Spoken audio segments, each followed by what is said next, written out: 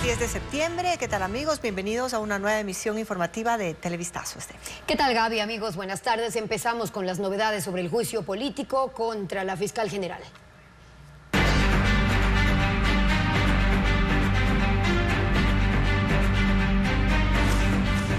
Fiscal, el juicio se hizo humo. Los juicios políticos a la fiscal Diana Salazar quedaron archivados. Aunque el correísmo intentó salvar uno de ellos, el oficialismo alcanzó la mayoría en la comisión de fiscalización con un legislador que durante la sesión fue expulsado del Partido Social Cristiano. Patricio Díaz informa que la jornada estuvo marcada por incidentes entre los asambleístas. Son los gritos del correísmo cuando perdieron el control de la comisión de fiscalización. La sesión empezó mal. La presidenta Pamela Aguirre se saltó del orden del día la sentencia del juez que obliga a la Mexa a retomar los juicios a exministros de Lazo y suspender el proceso contra la ministra del Interior. No dio la palabra a los legisladores y César Humajinga, del oficialismo, apeló a la presidencia. Esta Asamblea Nacional no se va a someter a ningún juez ni al Poder Judicial. Aguirre no cedió y empezó el cruce de palabras.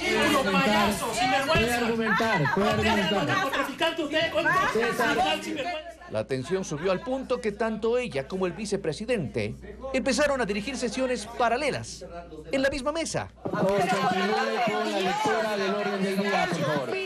Al final, Aguirre cedió y perdió la presidencia. El vicepresidente Luis Alvarado del oficialismo la reemplazó. Descoordinado y sin saber el procedimiento, pidió se vote el acatamiento del dictamen judicial, a pesar del rechazo del correísmo. La moción se aprobó con los 4 votos de ADN y el voto en blanco del socialcristiano Lenin Rogel, que en las cuentas suma a la mayoría. Y por esto se ganó en ese momento la expulsión de su partido. En el segundo punto, dedicado al juicio político a la fiscal Diana Salazar, la historia se repitió. El presidente encargado se vio obligado a dar paso a una moción de Pamela Aguirre para que se califique solo uno de los 2 juicios a la fiscal, el de su coidearia Gisela Garzón. Esto, aunque el CAL había pedido que se unifiquen. A partir de ahí, el correísmo empezó a discutir todo al presidente Alvarado. Y con barras.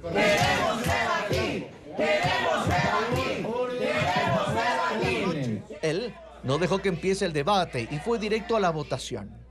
La Revolución Ciudadana siguió cuestionando e interrumpiendo. Le enseño los documentos, señora reportera asambleísta, porque usted está dedicada a eso. Confrontando a la numerosa presencia de legisladores oficialistas. Pedían que Humajinga no vote, acusándolo de conflicto de intereses por un proceso que tiene ante Fiscalía. La moción de Aguirre no fue aprobada y el correísmo pidió que se cierre la sesión. Argumentó que eso implicaba que el juicio contra la fiscal no se calificó y con eso quedaba vigente el otro proceso de su compañero Héctor Valladares, que podía activarse después de algunos juicios. El oficialismo y su nuevo aliado Lenin Rogel presentaron entonces otra moción para unificar los 2 juicios contra la fiscal. A pesar de gritos e ironías del correísmo, la comisión aprobó la unificación. La Revolución Ciudadana se retiró de la mesa. La sesión siguió, pero solo con los 5 legisladores de mayoría. Humajinga hizo la última moción para calificar los juicios que fueron unificados. Los 5 asambleístas votaron en contra y con eso se archivaron todos los procesos políticos contra la fiscal Salazar.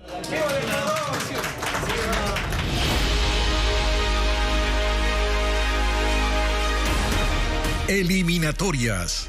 El sueño redondo. En pocas horas, la selección ecuatoriana encarará un crucial partido ante Perú. Teo Pozo está en el estadio Rodrigo Paz para contarnos los últimos pormenores y también el ambiente previo. Teo, adelante. Hola Gaby, sí, nos encontramos en la que es la casa de la selección, el estadio Rodrigo Paz Delgado. Ecuador se ha preparado para obtener una victoria esta tarde. El compromiso arranca a las 16 horas y de hecho hace pocos minutos a la 1 de la tarde ya se abrieron las puertas de este escenario deportivo. La tricolor además busca romper una racha adversa, pues en los últimos 2 procesos eliminatorios no pudo derrotar a Perú. Además hay cambios de último momento en la formación titular que prepara el entrenador Sebastián Becachese. La previa y los últimos detalles de la selección nacional en el siguiente informe. El director técnico Sebastián Becachese debuta en un partido como local de la selección ecuatoriana de fútbol.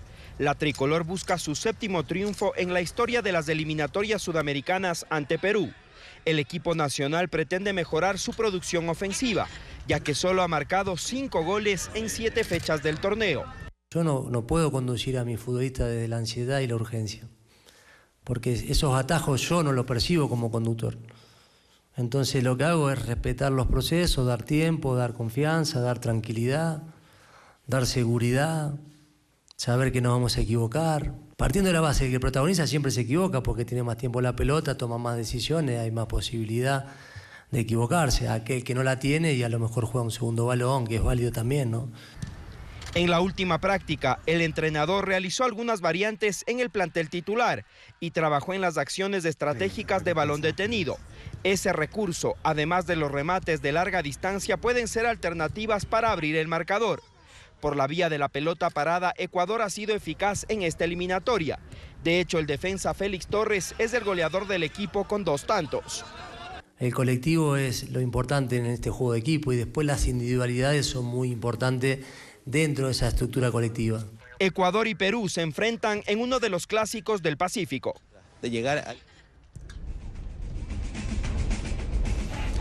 También es momento de revisar lo que tiene Perú y sus últimas novedades. En pocos minutos el equipo Inca estará dejando su sitio de concentración y llegará acá al estadio Rodrigo Paz Delgado. Y Jorge Fossati también prepara una línea de 3, al igual que el técnico Becachese. Además, va a ser muy ofensivo el equipo peruano con 2 delanteros, uno de ellos Gianluca Lapadula, que juega en el fútbol italiano. Destacan estos 2 puntas. En su último entrenamiento el cuerpo técnico definió el equipo titular, en el que destacan referentes como Pedro Gallés, el lateral Luis Advíncula, que juega en Boca Juniors, y además practicó acá en su último entrenamiento en el estadio Rodrigo Paz Delgado, cancha que conoce bien Jorge Fossati porque es un entrenador referente, ha dirigido a Liga Deportiva Universitaria y ha ganado títulos nacionales e incluso internacionales. Perú va a ser algo cauto en su esquema táctico, pero también intentará aprovechar los espacios que deje Ecuador de contraataque. Será un duelo de poder a poder.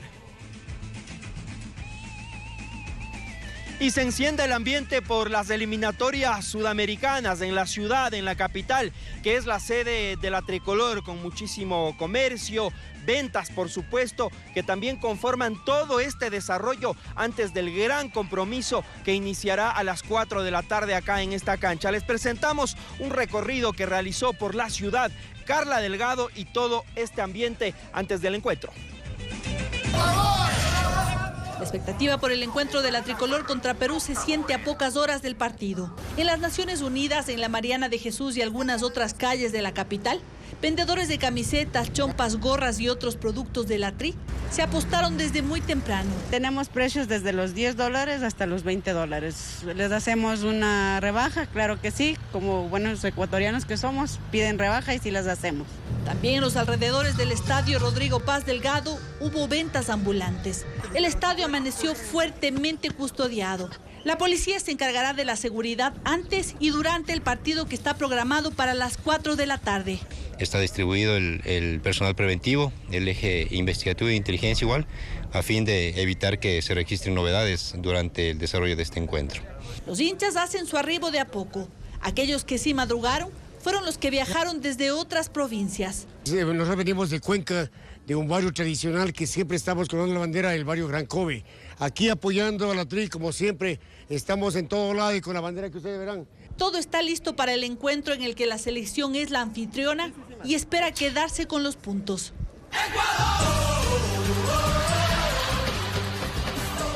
Y para ti que eres un gran fanático del fútbol y no te quieres perder ningún partido de la tricolor, además ningún compromiso de estas apasionantes eliminatorias sudamericanas 2026, te recomendamos que escanees en tu celular ya el código QR que aparece en pantalla para que puedas disfrutar en vivo, sí, el partido de la tricolor y los demás compromisos rumbo a la Copa del Mundo Norteamérica 2026. Ya lo sabes, escanea el código QR. Regresamos en breve con las formaciones, con los cambios de último momento de Ecuador y también con la formación titular de Perú en esta gran previa de Ecuavisa en las eliminatorias mundialistas.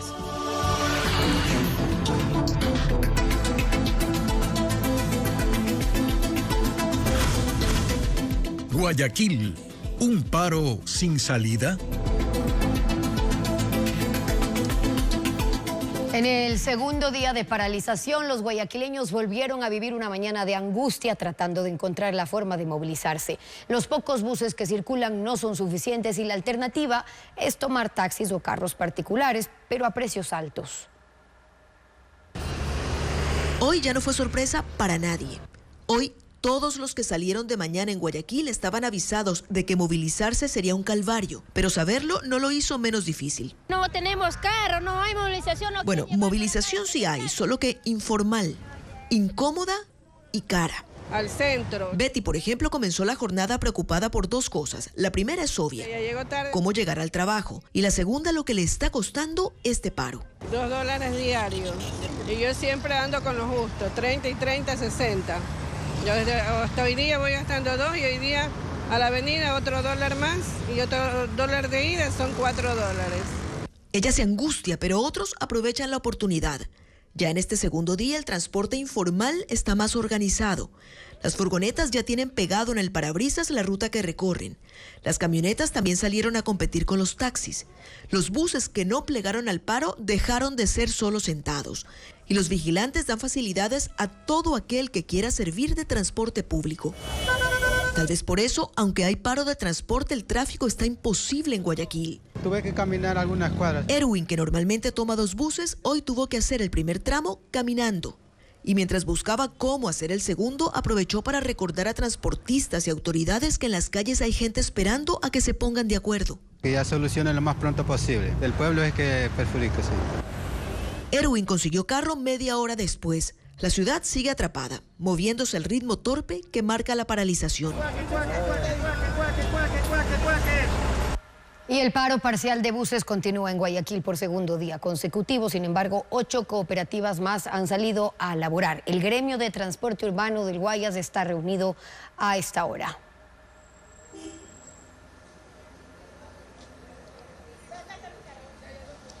Muy buenas tardes. Sí, hace pocos minutos acaba de terminar la reunión de los representantes de la Federación de Transportistas Urbanos del Guayas y han sido 2 los principales pronunciamientos. El primero es que la paralización parcial de buses en Guayaquil se mantiene. No se ha declinado esta decisión y la gran mayoría de las cooperativas no van a salir a circular en la ciudad. Y el segundo pronunciamiento es que pese a esta decisión se trata de buscar alguna solución y proponen ellos una nueva reunión con la alcaldía para abordar las exigencias que tienen y dependiendo de lo que se dé en dicha reunión que proponen sea en el Consejo Cantonal, se podría llegar al fin de la medida. Escuchemos lo que dijo el dirigente del gremio. Nosotros los transportistas a través del estudio técnico lo que hacemos ver es que ya es necesario que se tome cartas en el asunto en incrementar la tarifa si somos recibidos, somos atendidos y se trata en una mesa cantonal. Claro que sí, estamos prestos. Nosotros, que quede claro, no ganamos nada sin trabajar.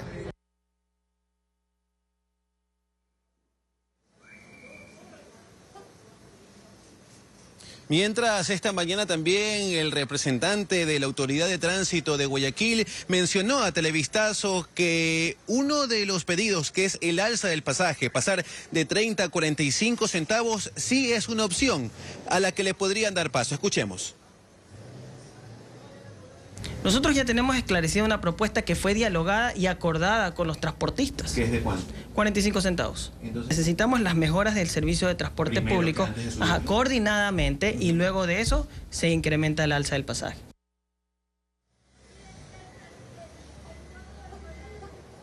Y mientras la medida de la paralización parcial se mantiene, al momento, según cifras del ATM, son 22 las cooperativas que están circulando en la ciudad. Ayer eran 14, se han sumado 8. Y de 19 cooperativas sancionadas han pasado a 24. 5 más durante la jornada de este martes, y la ciudadanía sigue con algunos inconvenientes para poder movilizarse en Guayaquil.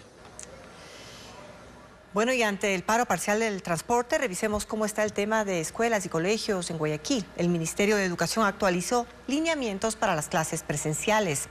En la jornada vespertina, las clases serán hasta las 16 horas en Guayaquil, mientras que en Durán y San Borondón seguirán en horario normal.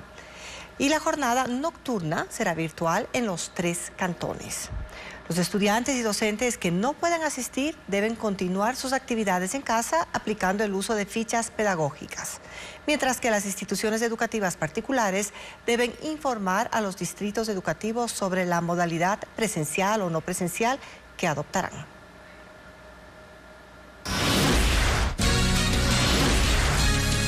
En Ecuador todavía hay 6 incendios forestales activos. Ya le contamos en qué provincias y cuántas hectáreas han arrasado.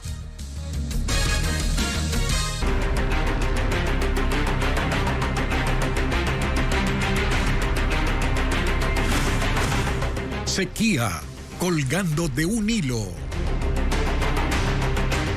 La última actualización de la Secretaría de Gestión de Riesgos indica que 6 incendios forestales continúan activos y 3 están controlados. Tras los incendios se aprecia la magnitud de los daños. Diego Puente con los datos. Los bomberos continúan atendiendo emergencias por incendios forestales en el país. Las altas temperaturas, la vegetación seca y los fuertes vientos contribuyen a propagar las llamas. Según la Secretaría Nacional de Gestión de Riesgos, hay 6 incendios activos. El más reciente está en Urcuquí, en Imbabura. El segundo avanza en el Chaupi, en Pichincha.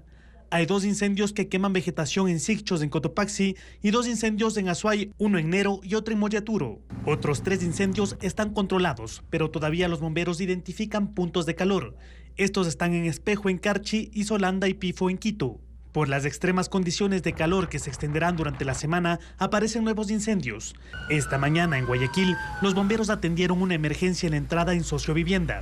Tras sofocar las llamas, se evidencia la magnitud de los daños. En Alausí, el incendio consumió 600 hectáreas de pajonal, eucalipto y plantas nativas como la chilca. El fuego también afectó tórtolas, chorlitos, cóndores, conejos, lobos y zorros de páramo. Muchos de los animales mueren por el humo o son alcanzados por las llamas. En otro incendio forestal, en Nabón, en Azuay, ahora extinto, se consumieron alrededor de 550 hectáreas de chaparro, bosques de pino y pencos, y hay animales silvestres afectados, entre ellos felinos de monte, venados, aves, lagartijas e insectos.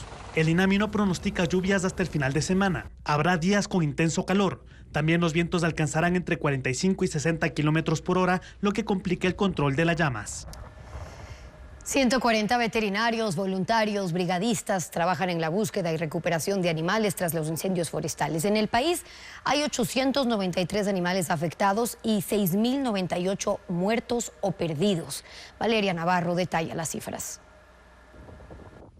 En medio de una de las montañas devastada por el incendio forestal en Quilanga, veterinarios rescataron a un burro cubierto de ceniza. Milagrito es uno de los pocos sobrevivientes. 13 días después de la propagación del fuego, veterinarios y voluntarios lo hidrataron con sueros y limpiaron su piel. Las altas temperaturas dificultaron su recuperación. Fue trasladado a la Universidad de Loja, donde recibe cuidados. Su cara está cubierta de cremas para cicatrizar y le ponen gotas en los ojos. Se ha intentado estar rescatando más animales que poco a poco la gente los va encontrando, nos solicita la ayuda necesaria, puesto que la mayoría pues tiene la costumbre de soltar animales a campo, entonces andan por ahí aún desaparecidos. 140 veterinarios, voluntarios y brigadistas trabajan en la búsqueda y recuperación de animales afectados por los incendios forestales en el país. Caminan por zonas de difícil acceso para brindar atención, colocan pomadas a los chanchos heridos, hidratan con sueros a las vacas y les inyectan vitaminas. En Quilanga hay 893 animales afectados y 6.093 muertos o perdidos. Donaciones de los mismos voluntarios médicos que estamos con nuestros propios recursos, hemos conseguido concentrados balanceados. En Pifo, en el sector La Cocha, 45 familias recibieron 100 pacas y 4 fardos de 450 kilos de heno. Los incendios forestales quemaron 400 hectáreas, dejando sin alimento al ganado. Las vacas son las más afectadas porque estaban amarradas a árboles cuando ocurrió el incendio. Algunas tienen quemaduras en sus vientres o fracturas en sus piernas. 40 perros y gatos en Quito fueron atendidos por la Unidad de Bienestar Animal. La mayoría fueron rescatados de Nayón y tenían problemas respiratorios por la inhalación de humo. Al huir del fuego, las mascotas se lastimaron las patas por el calor. En la unidad de Calderón quedan 2 mascotas que no han sido reclamadas por sus dueños. Y crecen los incendios forestales en Bolivia, Brasil y Paraguay, provocando grandes nubes de humo sobre Sudamérica. La situación es crítica debido a la peor sequía ocurrida en la Amazonía en 45 años. Es un desastre ambiental que se extiende por toda la región, los incendios forestales en la selva amazónica. Según cifras del Instituto de Investigación de Brasil, basándose en datos satelitales, el número de focos de fuego en lo que va del año supera los 53.600, cuando en 2023 fue de 29.800 en el mismo periodo. En la última semana, en el sur de Brasil, los bomberos reportaron más de 10.000 hectáreas arrasadas por el fuego en la región de Chapada dos Veadeiros y en el área de protección ambiental de Pouso Alto, ambas en la Amazonía.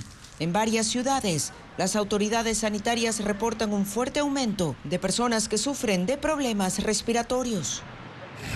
En Bolivia, el gobierno declaró emergencia nacional por los incendios forestales en los departamentos de Santa Cruz, Beni y Pando, donde el fuego ya consumió más de 3.300.000 hectáreas de bosques. Esto también ha afectado a los animales de granja y a la producción agrícola, por lo que el gobierno boliviano ordenó clases virtuales y la suspensión de los despegues en el aeropuerto de Santa Cruz. El Cuerpo de Bomberos Voluntarios de Paraguay trabaja en un incendio que afecta una vasta zona de la región del Chaco en el oeste del país. Amenaza con extenderse a una reserva natural en el departamento de Alto Paraguay. Las llamas se propagan debido a una sequía histórica en todo el continente, que los expertos relacionan con el cambio climático. Sin embargo, la policía investiga ante la sospecha de que algunos incendios fueron provocados.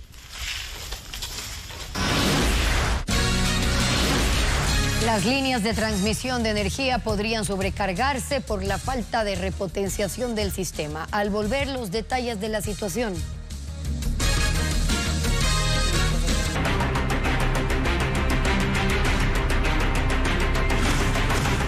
Sequía, colgando de un hilo. Los problemas de energía no solo son de generación, sino también del sistema de transmisión que no ha sido repotenciado para adaptarse a la demanda. Y por eso las líneas que distribuyen la energía están sobrecargadas. Diego Cuenca explica el problema que revela el Plan Maestro de Electricidad. Para este año, el gobierno busca incrementar 1.080 megavatios de generación de energía. Pero esa carga afectará las líneas de transmisión por donde se distribuye la electricidad, una infraestructura que ya está debilitada. La demanda de energía en los últimos 6 años pasó de 25.000 a 32.000 gigavatios por hora. Y el sistema de transmisión no ha sido repotenciado para esas necesidades, según el Plan Maestro de Electricidad que se actualizó el mes pasado. El Colegio de Ingenieros Eléctricos del Guayas describe las falencias. ¿Qué va a pasar si es que en el momento que comiencen a entrar las generadoras o a llegar las generadoras contratadas, no vamos a tener problemas. Es más, yo diría que ya deberían de haber empezado ciertos razonamientos. El sistema nacional de interconexión está trabajando en su máxima capacidad. Según el Plan Maestro de Electricidad, el sistema actual de transmisión debe estar adaptado a la demanda y a la generación. Pero actualmente las líneas no están diseñadas para enfrentar fallas simultáneas que terminan en apagones. Por eso, ese documento propone un plan de expansión de esa infraestructura, que debió empezar en el 2023 y culminar en el 2032. El año pasado hablamos de generación. Este año ya se está sumando la transmisión y de aquí se nos está viniendo una bola de nieve porque la distribución también está debilitada. Entonces nos estamos ya realmente llegando a un declive de que estamos tocando fondo. Ante la necesidad de tener líneas de transmisión robustas, las autoridades cada semana realizan los famosos mantenimientos programados, que ocasionan cortes de luz por sectores desde el año pasado. El gobierno emitió 7 disposiciones obligatorias para el ahorro de electricidad en instituciones públicas. Las medidas se aplicarán hasta marzo del próximo año, pero al momento el cumplimiento es parcial, como lo informa Adriana Bermeo. El plan de ahorro de energía del gobierno se cumple parcialmente en las instituciones públicas. Este martes el equipo de Televistazo hizo un recorrido por 6 y en la mitad las luces estaban encendidas. La tarde del lunes el Ministerio de Energía publicó 7 medidas de cumplimiento obligatorio para garantizar el uso eficiente de electricidad. Entre ellas, mantener apagadas las luminarias de oficinas, salones y pasillos que tengan luz natural. Los funcionarios públicos explicaron que el comunicado llegó al final de la jornada y que están adaptándose a los cambios. Otras entidades sí aplican este lineamiento, como el Ministerio de Educación en Quito y la Gobernación de Azuay en Cuenca, donde incluso la Galería de los Próceres está totalmente apagada. Esta no es la única disposición del gobierno. También pidió que se limite el uso del ascensor a grupos prioritarios o para pisos del 6º en adelante y que se enciendan los equipos de climatización cuando sea estrictamente necesario y a 24 grados. Todo esto con el objetivo de ahorrar hasta el 30% de consumo de electricidad en el sector público, que actualmente es de 67 gigavatios por hora según el Ministerio de Energía, que explicó a Ecoavisa que está previsto que estas disposiciones se apliquen hasta marzo del próximo año, cuando termine la época de sequía. Hasta el momento ningún municipio ni prefectura se ha sumado al plan de ahorro de energía del gobierno, según información de las asociaciones que agrupan a estos gobiernos seccionales. Estados Unidos se prepara para el segundo debate presidencial del año, pero el primero desde que Kamala Harris asumió la candidatura por el Partido Demócrata. El encuentro será esta noche en Filadelfia, cuando Harris supera con una estrecha ventaja al republicano Donald Trump, según sondeos. Se ultiman detalles en el Constitution Center de Filadelfia previo al debate presidencial que ha sido organizado por la cadena ABC News. Iniciará a las 8 de la noche y durará 90 minutos. Será el segundo debate para el republicano y exmandatario Donald Trump, pero el primero para la vicepresidenta Kamala Harris, quien aceptó oficialmente la nominación del Partido Demócrata el mes pasado en reemplazo de Joe Biden.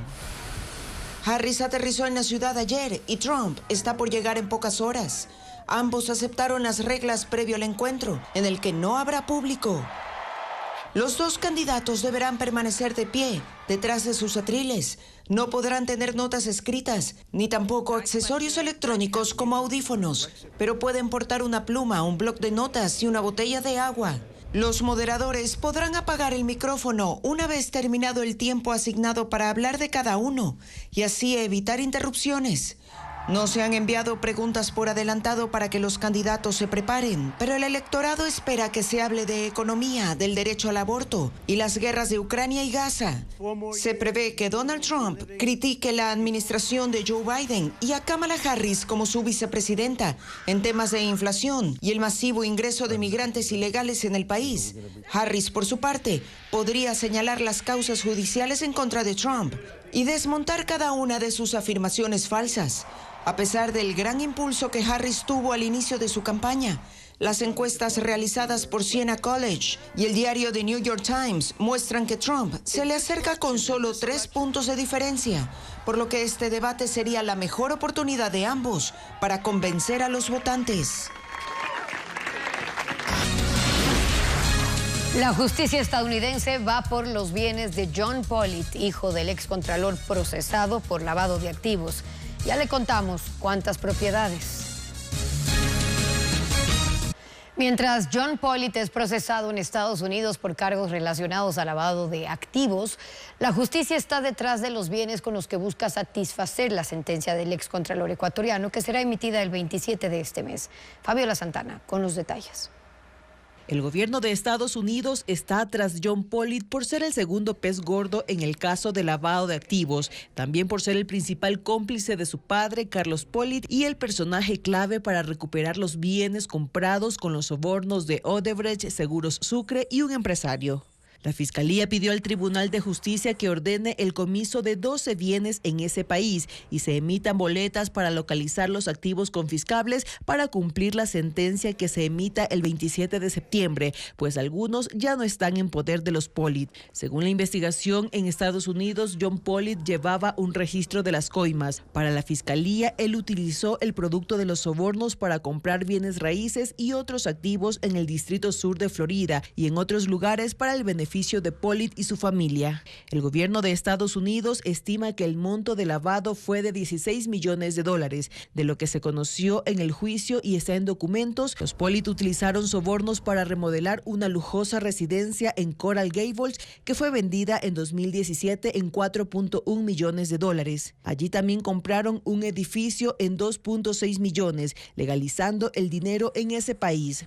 Ahora la justicia estadounidense procesa a John Pollitt por los mismos cargos que su padre y sigue tras sus bienes.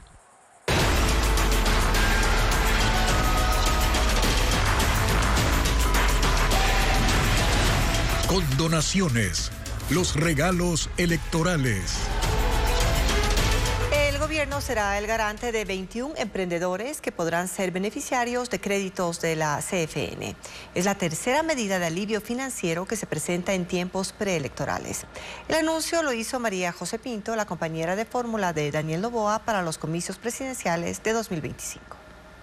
De haber ordenado las finanzas públicas. Apenas unas horas después de que Daniel Noboa anunció la gratuidad de las planillas de luz de hasta 180 kilovatios por hora por 3 meses, en las cuentas de la presidencia en redes sociales se dio a conocer cuál es la siguiente dádiva, o para decirlo en términos oficiales, la nueva medida de alivio financiero que adoptó el gobierno, ya que es así como llama el régimen a estas decisiones, que se toman en tiempos de precampaña. Se trata de otro reconocimiento al esfuerzo de todos los ecuatorianos, según consta en la publicación, pues estas medidas, incluido el perdón de deudas de hasta $5.000 con el Banco de Fomento, son compensaciones que los ciudadanos recibirán por haber afrontado los ajustes económicos que hizo Noboa al inicio de su gestión, como el aumento del IVA y la eliminación del subsidio a las gasolinas. Son 21.000 créditos de la Corporación Financiera Nacional que serán entregados a emprendedores. No se precisa a partir de cuándo. Lo más curioso es que la encargada de anunciar la nueva medida fue María José Pinto, la titular de la Secretaría Ecuador Crece sin Desnutrición Infantil, una cartera que ni siquiera forma parte del Frente Económico del Gobierno y cuya misión es otra: prevenir y reducir la desnutrición en niños y niñas menores de 2 años. Ustedes creían en nosotros, en este equipo que logró estabilizar la grave situación económica del país.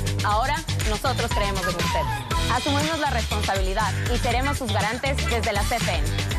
Garantes de todos los negocios que nunca pudieron tener un préstamo porque no confiaron en él. Pinto, la compañera de fórmula de Noboa para las presidenciales de febrero de 2025, es quien aparece en el video grabado, como ya es costumbre, con las mismas temáticas que se usan en la red social TikTok. Somos una nueva generación y estamos aquí para convertir en realidad lo que antes parecía imposible.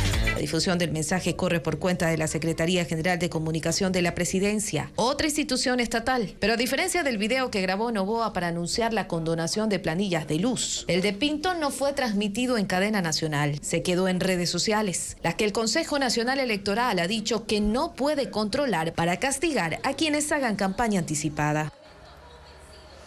Las condonaciones de deudas en Banecuador y el Banco Nacional de Fomento, así como la energía eléctrica gratuita que el gobierno ofrece durante 3 meses para un sector del sector residencial, alcanzan un valor de 186,7 millones de dólares. Decisiones que, de acuerdo al relato oficial, buscan beneficiar a la ciudadanía y que se toman coincidentemente en las vísperas de procesos electorales. Apenas comenzaba julio cuando el gobierno inició con su política de condonaciones. Con el decreto 317 se disponía la eliminación de las deudas vencidas a clientes de Banecuador. La operación abarcaba a créditos de hasta $5.000 que se encontraban en la categoría E, es decir, considerados incobrables. Esta decisión benefició a 7.000 clientes de ese banco. El costo para el Estado fue de $18 millones. Llamó la atención que se tomara una decisión en ese sentido en una entidad que tiene una tasa de morosidad del 23%, 6 veces más que la banca privada, y que registra pérdidas en su operación. 2 meses después, el gesto se repite, pero con el Banco Nacional de Fomento. En el decreto 383, el presidente Daniel Noboa dispone que se condonen los créditos coactivos con calificación E. Una vez más, el beneficio alcanza a las operaciones de hasta $5.000. La decisión del gobierno implica que se eliminen 22.125 créditos a un costo de $134.7 millones. En el Banco de Fomento, esto de las condonaciones no es una novedad. De hecho, en los últimos 40 años hubo más de una docena de operaciones similares que terminaron quebrando a la entidad, hoy en liquidación. La tercera dádiva del régimen, que casualmente coincidirá con el tiempo de la campaña electoral y de la elección misma, es la gratuidad del consumo de energía eléctrica para quienes no superen los 180 kilovatios hora en los meses de diciembre, enero y febrero. Según cálculos del gobierno, 3.5 millones de ecuatorianos se beneficiarán de esta decisión en un país que registra 5 millones de clientes residenciales. Según el régimen, el impacto de esta medida será de $34 millones. Para tener una referencia, ese valor se aproxima a la facturación residencial de un año de la provincia de Los Ríos. Según el estudio anual y multianual del sector eléctrico en el 2023, en todo el país, al área residencial se le facturaron $771 millones. Ese mismo estudio señala que Cenel Guayaquil, Cenel Guayas y Los Ríos, Cenel Manabí y la empresa eléctrica de Galápagos tienen consumos promedios por encima de los 180 kilovatios hora. El resto de distribuidoras del país registra un consumo residencial promedio por debajo de ese valor. Todo esto ante las presidenciales de 2025, como si fuera un ejercicio de repetición, puesto que ya se redujo el 50% del pago de las planillas eléctricas a las puertas de la consulta popular de abril pasado.